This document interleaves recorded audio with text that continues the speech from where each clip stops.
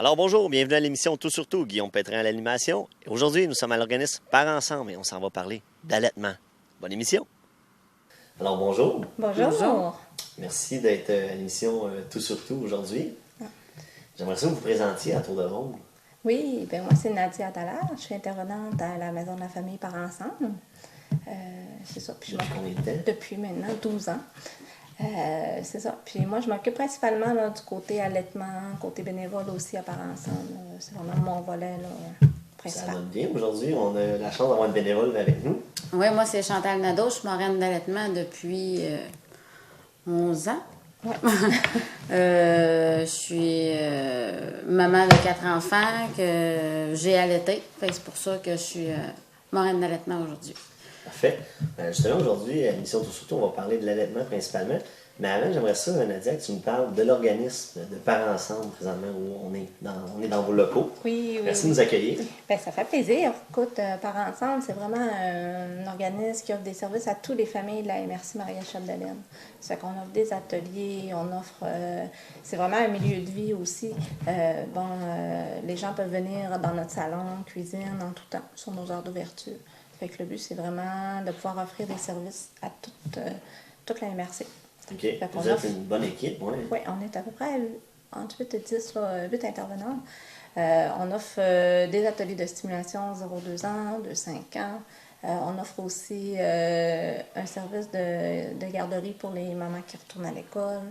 On a, comme je disais, l'échange tout aussi, là, tous les vêtements qu'on offre, d'événements de bébés, de maternité. J'ai vu qu'il y avait des sièges de bébés aussi. C'est ça, on fait la location des sièges d'auto. On fait aussi la vérification des sièges d'auto, c'est qu'on s'assure, les gens peuvent venir s'assurer que leur siège d'auto est bien installé. Parce que des fois, c'est un peu complexe à installer, puis c'est ça. Dans le fond, nous, on est là, on est formés pour pouvoir vérifier ces sièges d'auto-là. Vous avez des ateliers aussi? Oui, les ateliers de 2-5 ans, c'est les ateliers d'aventure, c'est les parents qui viennent avec leurs enfants. Des fois, les enfants sont tout seuls avec les intervenants, et aussi les parents-enfants vont faire des ateliers là, pour vraiment faire un peu de la stimulation au niveau des enfants. Je sais que vous impliquez aussi pour toutes les semaines thématiques qui ont lieu avec la famille, la journée de la famille. Oui. Vous avez eu la journée de la famille dernièrement? Oui, on a eu la journée de la famille au mois de mai.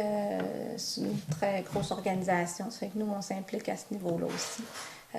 Semaine mondiale, semaine de l'action bénévole, on va s'impliquer aussi. C'est vraiment à chaque thématique, là, on va faire des activités pour soutenir aussi. Tout ce qui implique la famille, dans le fond, on essaye de s'impliquer aussi. Fait. Oui, mais là aujourd'hui, on va parler d'allaitement. Oui. Et puis, pourquoi on est conviés autour de la table aujourd'hui? Il va y avoir la semaine de l'allaitement, c'est ça? Oui, c'est ça. Nous, à chaque année, on souligne la semaine mondiale de l'allaitement maternel. Quand on fouille sur Internet, souvent, on va voir que c'est au mois d'août. Nous, on choisit vraiment toujours de le souligner la première semaine d'octobre. Côté pratico-pratique, c'est plus pour la rentrée scolaire et tout ça. Ça fait que nous, c'est toujours vraiment le premier jeudi du mois d'octobre qu'on souligne l'allaitement maternel. Et pourquoi c'est important? Mais dans le fond, au niveau de l'allaitement maternel, depuis des années, il y a eu beaucoup d'avancées. Si on pense à nos parents, à nous, quand ils arrivaient à l'hôpital pour allaiter, souvent ce qu'ils se faisaient dire, c'est donner un biberon, c'est pas grave. Mais là, à un moment donné, ils se sont rendus compte vraiment que c'est important l'allaitement parce que ça a plein de bienfaits pour le maman et pour le bébé. Fait que là, ils se sont dit, il faut faire quelque chose, il faut le souligner, il faut en parler. Puis il faut aussi soutenir ces mamans-là qui désirent allaiter. Parce que quand on allaite, c'est pas toujours facile au début. Il y a beaucoup de préjugés, autant pour ceux qui allaitent, oui. Versus il faut se cacher de ça, puis autant pour ceux qui ne veulent pas allaiter ou que c'est un choix. Il y a des préjugés des deux côtés, je me rends compte. Oui, il y a vraiment des préjugés. Puis celles qui n'allaitent pas vont souvent se sentir jugées par rapport à ça. Parce qu'il y en a qui vont faire beaucoup d'efforts pour allaiter, puis ça ne fonctionnera juste pas. Nous, on est vraiment pour respecter ces choix-là. Oui, on soutient les mamans qui allaitent, mais on est là aussi pour soutenir les mamans qui n'allaitent pas. C'est vraiment... Mais au moins, celles qui veulent allaiter, vont pouvoir avoir du coaching pour ça. OK. Et puis là, si on revient un petit peu à la journée, le premier jeudi d'octobre, dans le fond, pourquoi c'est important, justement, de se mobiliser, de se rassembler, d'en parler de ça? C'est comme je te disais, dans le fond, c'est vraiment, nous, on trouve ça important parce qu'il y a encore beaucoup de chemin à faire pour ces mamans-là qui allaitent. Justement, on a encore les préjugés, on a encore les défis de l'allaitement. Ça fait que, on trouve ça important de prendre le temps de le souligner, puis de dire... comme tu dis, il y a des nouvelles ressources aussi. Il y a des nouvelles ressources. C'est ça. Ça fait que nous, c'est vraiment une occasion aussi de souligner ces mamans-là qui font l'effort d'allaiter. Puis celles aussi qui ont essayé puis que ça n'a pas fonctionné. Parce que nous, on dit à ces mamans-là, c'est bien aussi ce que vous faites puis ce que vous avez fait. Fait que, ouais. Pour ceux qui font le choix aussi de ne pas le faire du tout. Puis... C'est ça. Puis ce qu'il faut savoir aussi, c'est que même au niveau, les gens ne sont peut-être pas au courant, mais au niveau des hôpitaux, les hôpitaux se questionnent beaucoup aussi sur leur pratique par rapport à l'allaitement maternel. Quand les mamans, je vous donne un exemple, quand les mamans vont arriver pour accoucher, juste l'importance du pot à peau tout de suite dès la naissance. Là. Le premier contact peau à peau, souvent, devrait se faire dans la première demi-heure. Bien, ça fait des années. Pour celles qui ont des césariennes, pour celles, en soi, c'est un défi. Ça fait que, il y a eu beaucoup d'avancées à ce niveau-là.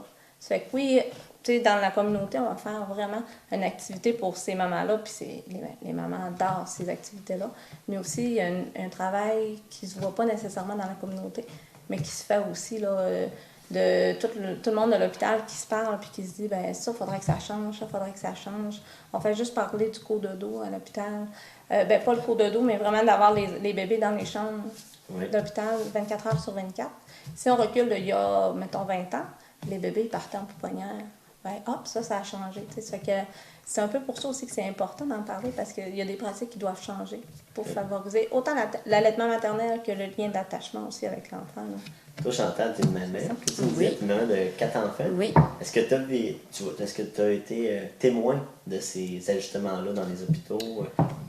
Oui, puis je le vois encore parce que ça arrive que je vais visiter des mamans à l'hôpital suite à un accouchement. Puis depuis que j'ai eu mon premier, qu'il y a 11 ans, ça a changé déjà beaucoup. Là. Ben, rien qu'il y a un nouvel étage. Là, la maternité a changé de place. Les chambres sont rendues beaucoup plus grandes. Ils ont vraiment ajusté leur pratique. Oui, vraiment.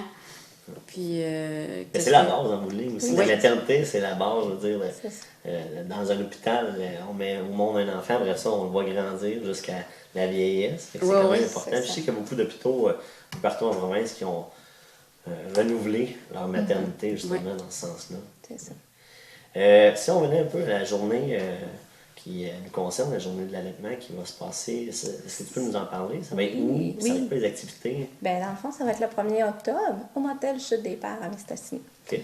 Dans le fond, le déjeuner est aux frais de chaque maman.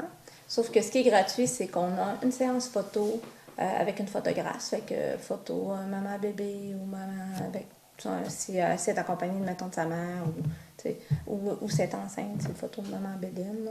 Ça fait que c'est vraiment ça, super intéressant. Ça, c'est très apprécié, là, la séance photo. Après ça, ils repartent, ils reviennent chercher une photo. On leur offre une photo gratuitement. Après ça, on a aussi Statique le clown qui va être là. Parce que souvent, ce qu'on se rend compte, les mamans viennent avec leurs jeunes bébés, mais on souvent des plus vieux. Fait qu'on s'est dit que c'est important d'animer ces plus vieux-là. Ça fait que il va y avoir une animation pour l'ensemble de la famille. Oui, c'est ça. On a vraiment fait là, en sorte que toute la famille. Puis nous, on arrive aussi avec nos chaises berçantes. On arrive, c'est vraiment... La salle est adaptée pour les bébés, pour les enfants. C'est pas comme quand on va déjeuner au restaurant, puis que là, la salle... où ce qu'on change bébé de couche. Des fois, il n'y a même pas de salle de... Un peu comme des cinémas, des salles de ça, cinéma, mais ils font des après-midi ciné-bébé. C'est ça. Fait que là, c'est vraiment, là, on va se faire... on a toujours un beau coin, là, chaise berçante. Les mamans peuvent s'installer à l'été si ont besoin. Ça fait que c'est ça. Puis après ça, des jeux. On amène toujours des jouets pour les enfants. Ça fait que, tu sais, t'arrives là, t'as pas de stress. C'est une salle qui est fermée. Fait que c'est ça. Ça va être jeudi le 1er octobre? Jeudi le 1er octobre, oui. De 9h à midi. OK, en avant-midi. Oui, en avant-midi. Et puis, c'est quoi le thème? Il y a un thème, je pense, général pour cette semaine-là. Cette année, oui, c'est ça. C'est vraiment allaitement et travail, mettons, au boulot, tout le monde. Okay. C'est vraiment... on veut vraiment parler de l'importance que des fois, il y a des mamans qui vont retourner travailler. Soit là, maintenant, on a la chance d'avoir 1 an de congé de maternité. Il y en a des fois qui vont devoir retourner plus tôt et qui désirent poursuivre leur allaitement. malgré qu'ils sont recommencés à travailler. Alors, c'est ça. Nous, ce qu'on dit, c'est vraiment là, pour les entreprises d'essayer de favoriser ça, l'allaitement, soit en offrant un frigo pour qu'ils puissent serrer leur lait, soit en offrant un lieu aussi pour que les mamans puissent avoir un petit peu d'intimité si elles veulent utiliser leur tire-lait. Du travail de sensibilisation oui, à faire, dans le c'est fond. ça. Est-ce que vous en faites, vous, chez Parents Ensemble, du travail de sensibilisation auprès des entreprises? Je dirais qu'on va essayer d'en faire, oui, de par l'émission. Et on va peut-être aussi envoyer des lettres, là, parce qu'il y a aussi le comité régional là, qui s'occupe de faire la sensibilisation. Ça fait que, tu sais, on va participer avec eux là, à ça, oui, effectivement. Fait que... Il y a déjà de la sensibilisation qui a été faite, peut-être pas pour au boulot, mais dans les commerces. Là, il y a plusieurs commerces, ça sert qu'ils ont des salles d'allaitement aussi, là, quand on va magasiner plus. Là. Ouais. Puis il y a aussi une petite affaire que je voulais redire, comme ceux qui sont les bienvenus au déjeuner allaitement, c'est les mamans enceintes, les mamans qui allaitent ou qui ont déjà allaité. Tu sais, c'est un petit peu aussi un lien d'appartenance qui se crée entre les mamans qui parlent parler. Oui, c'est ça, de parler de leur expérience, puis... même, c'est ça, s'ils n'allaitent plus, ils arrivent au déjeuner allaitement avec un biberon, mais ils ont allaité, puis ils font part de leurs expériences aux autres. Pourquoi ça a marché, pourquoi ça n'a pas fonctionné, pourquoi j'ai arrêté. Fait que, tu sais, c'est des échanges, puis tout le monde en ressort grandi aussi. Ça va être un bel avant-midi. Oui. Parfait. Bien, on va prendre une pause et puis on va revenir au retour avec toi, Chantal. On va parler de ton rôle ici chez Parents Ensemble comme bénévole et comme marraine d'allaitement. Parfait.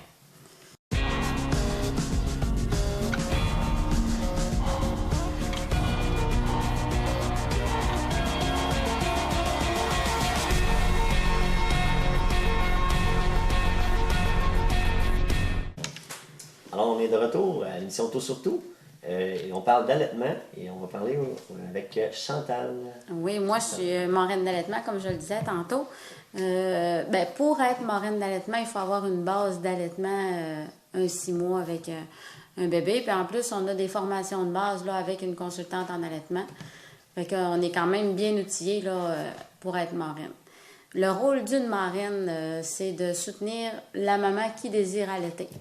Puis de la soutenir dans ses choix à elle. On n'est pas là pour imposer nos choix puis nos opinions. Fait qu'on est là pour les guider. Puis on peut être jumelé avant l'accouchement. Fait que comme ça, la maman peut nous appeler aussitôt qu'elle a accouché, si elle veut qu'on les rende visite à l'hôpital. C'est vraiment les mamans qui sont... qui décident de qu'est-ce qu'ils veulent. Là. S'ils veulent, service, c'est ça. Ouais. On est comme disponible.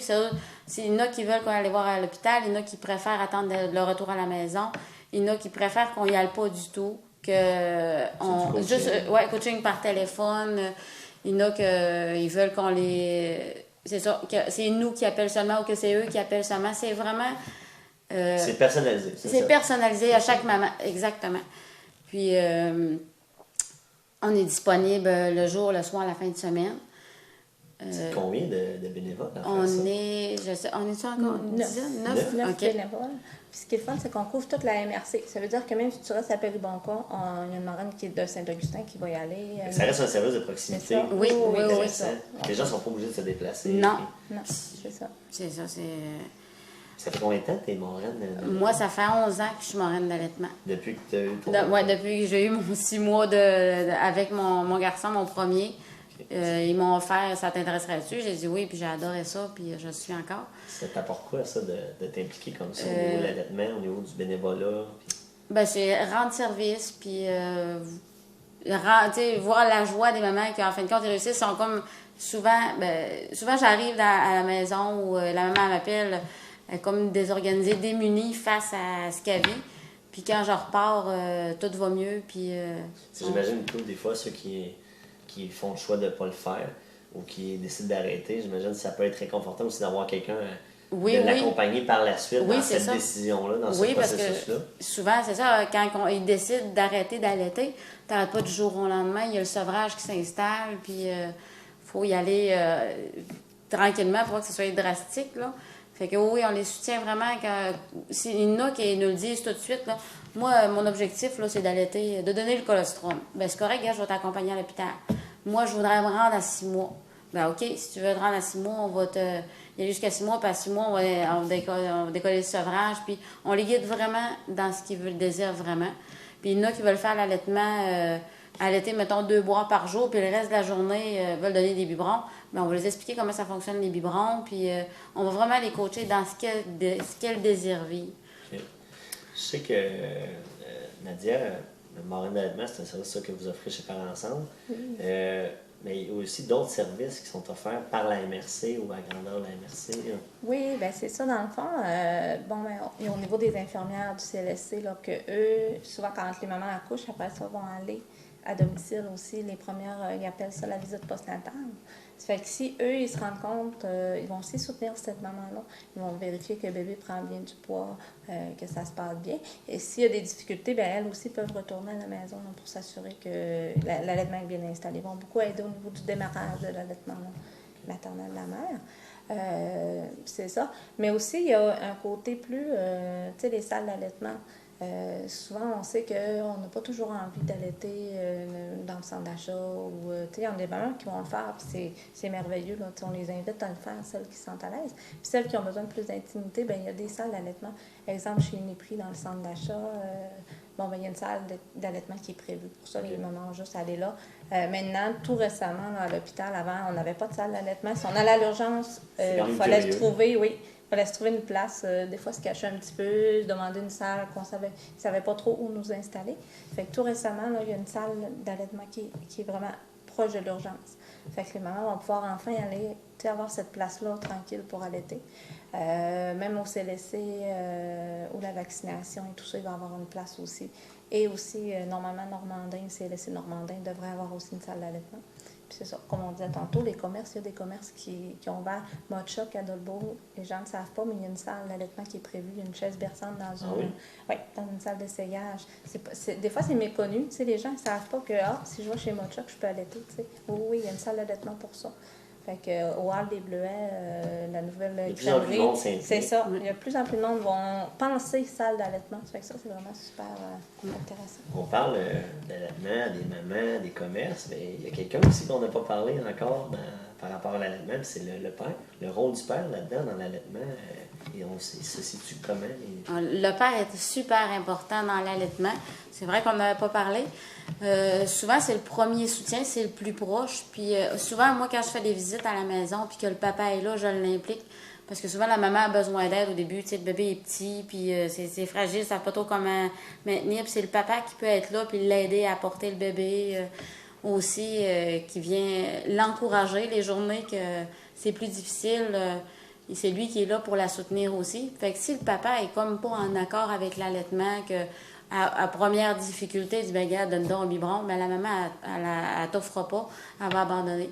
Mais si le papa est d'accord avec le choix puis qu'il encourage sa conjointe, les chances de réussite d'allaitement sont vraiment favorables. C'est un travail qui se fait à deux. Oui, vraiment, oui.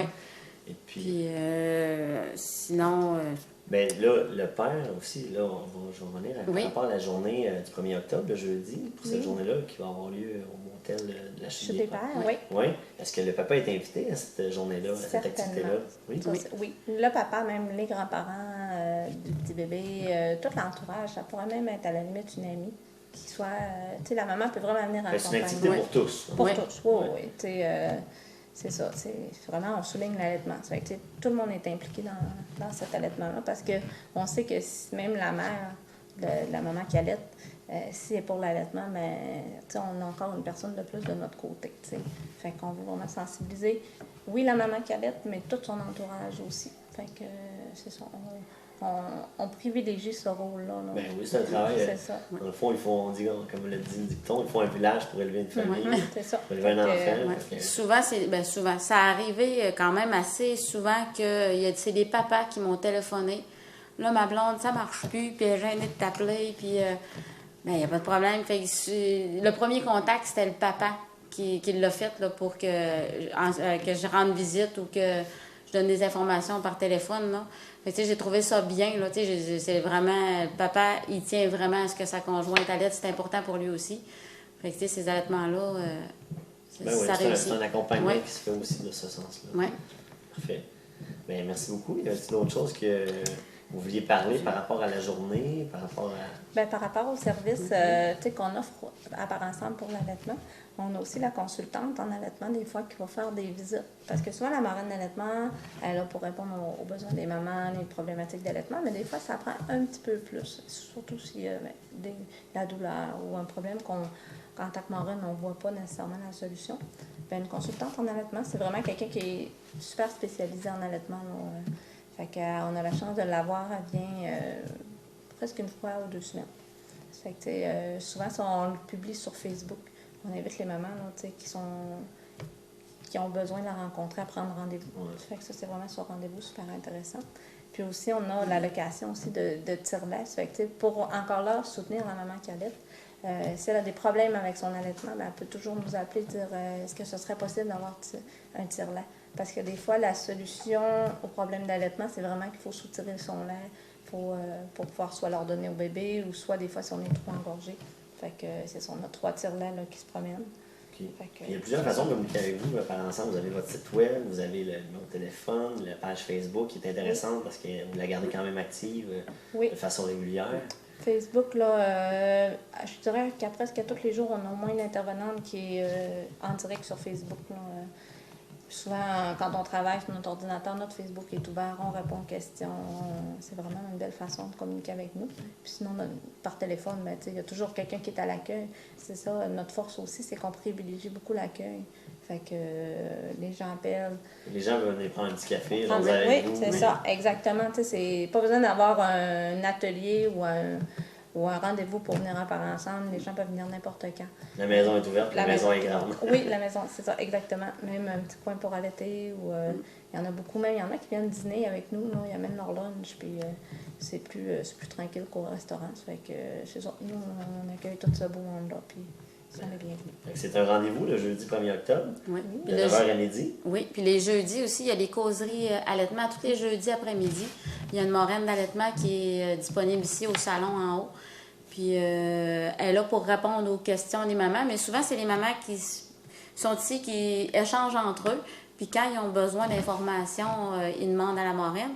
Mais souvent, c'est ça. C'est souvent les mamans qui sont en congé maternité, fait qu'ils sont disponibles pour venir. Puis ils ont un pèse-bébé aussi. Fait qu'ils peuvent peser leur bébé toutes les semaines, faire un suivi de poids. Ça, c'est très apprécié des mamans. Maintenant, on dit causerie bébé même, parce que justement, pour laisser place aussi à celles qui ont décidé de donner le biberon, ben, sont les bienvenus aussi, c'est bébé. Oui.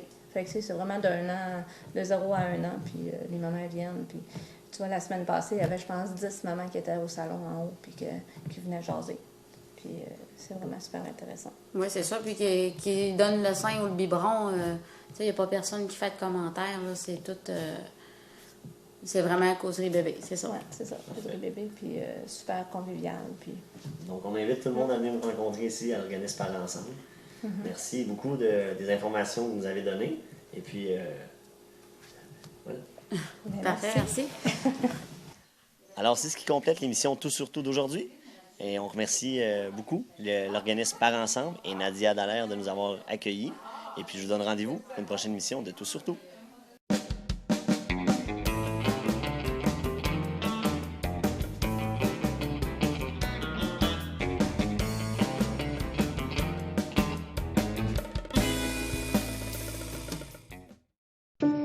Moi, dans mon monologue, je disais « Oui, nous devons aimer nos vieux, mais jusqu'à quel âge? » Puis là, je répondais « 80 ans. » Disons que comme j'approche, j'ai l'impression que je vais changer ma réponse. La maltraitance, ça touche beaucoup plus d'aînés qu'on pense. Des hommes, des femmes, partout au Québec. Ça en fait de l'amour à rattraper, ça.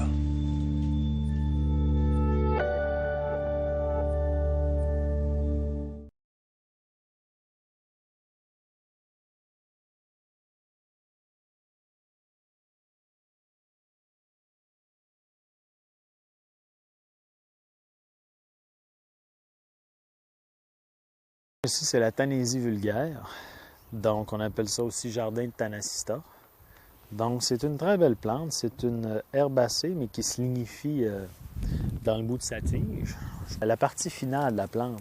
Donc, moi, ce que je cueillerais là-dessus, tout simplement, c'est ça ici.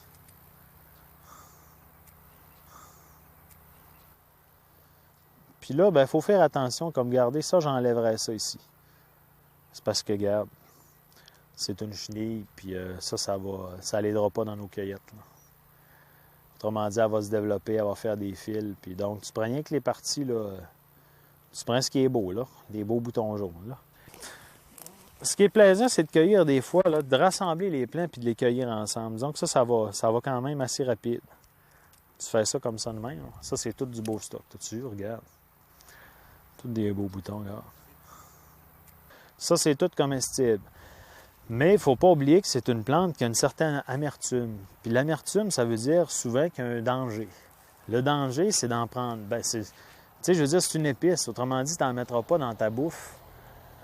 Tu peux pas en mettre jusqu'à ce que ça soit en mer. Tu en mets rien que pour parfumer. C'est comme un peu la sauge, le romarin. C'est très fort. Donc, tu en mets rien qu'un peu. Puis, sinon, tu sais, c'est une plante qui est quand même... qui a une certaine toxicité. Là. On dit qu'il n'y a rien qui est toxique dans la nature, sauf que tout est question de dosage.